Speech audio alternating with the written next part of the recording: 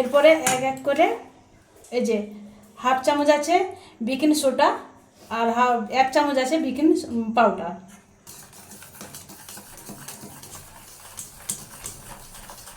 এটা এক চামচ আছে আর এটা হাফ চামচ আছে, তাই একসাথে আমি দুটোই দিয়ে দেব। তাই এটা আবার ভালো করে ফিটাবো। আমাদের রান্নাঘরটা ছোট বলে তাই অসুবিধা হচ্ছে। তো যেটা বানাই না কেন তোমাদের সাথে শেয়ার করি।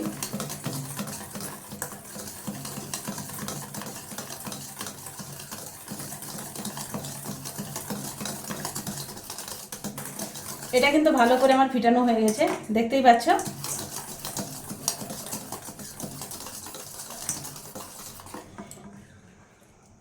এবার দেব কমলা লেবুর রস। মানে এখন তো কমলা লেবু মানে সেই উঠেছে, আর এখন কেকও খেতে খুব ভালো লাগে। কমলা লেবুর রস বানিয়ে দেখবি বাড়িতে, মানে কেকটা বানিয়ে খুব সুন্দর লাগে খেতে। যাই হোক, প্রথমবার আমি করছি। দিয়ে দিলাম 1 কাপ।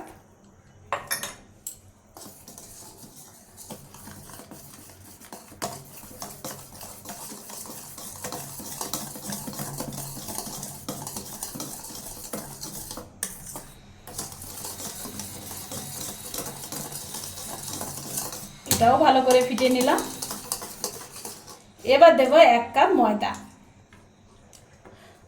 মাপগুলো কিন্তু একদম মাপে দিতে হবে।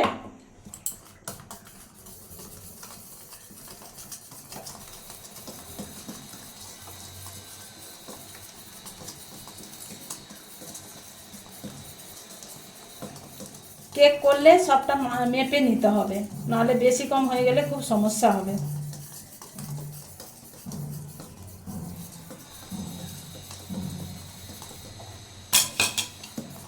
এরকম কাঁচের বাটিতে থাকলে সবগুলো এইভাবে তেল ময়দা সব এক এক করে মেপে মেপে এক এক করে রাখবে, নাহলে এরকম কাপে। ঠিক আছে, মাপটা কিন্তু একই রাখতে হবে সব কিছু। তো ভালো করে একটু করে নেব।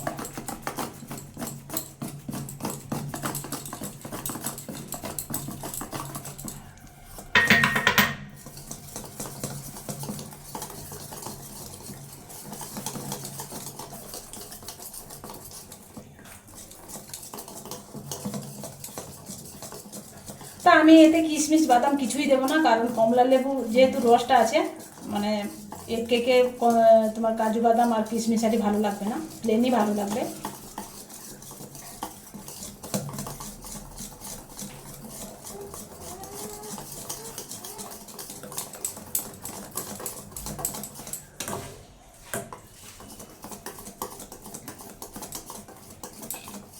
আমার বেটারটা কি সুন্দর হয়ে গেছে, দেখো হয়ে গেছে।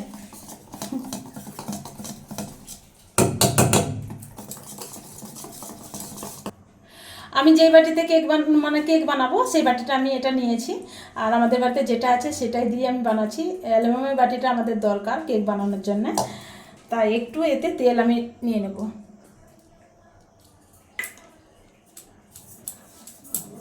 একটু না এই কাগজ, আর কাগজটার মতন আমি সাইজ করে কেটে নিয়েছি যেহেতু বাটির মাপে। এটা এর মধ্যে এটা দেবো।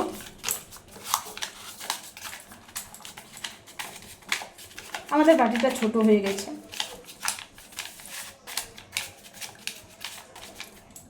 এর উপরে হালকা একটু তেল দিয়ে দেবো, হালকা একটু তেল দিলাম আমার।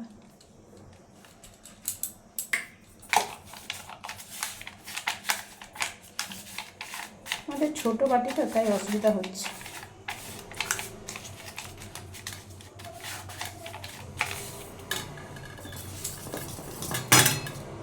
এবার এতে যে ব্যাটারটা তৈরি করে রেখেছি সেটা এবার ঢালবো।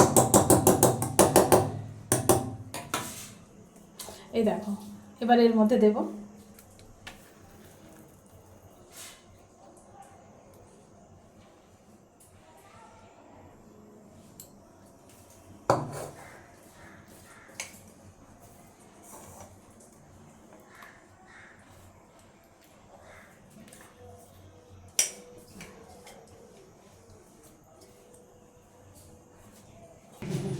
এই পরিমাণ মতন জল নিয়ে গরম করতে বসিয়ে দিলাম।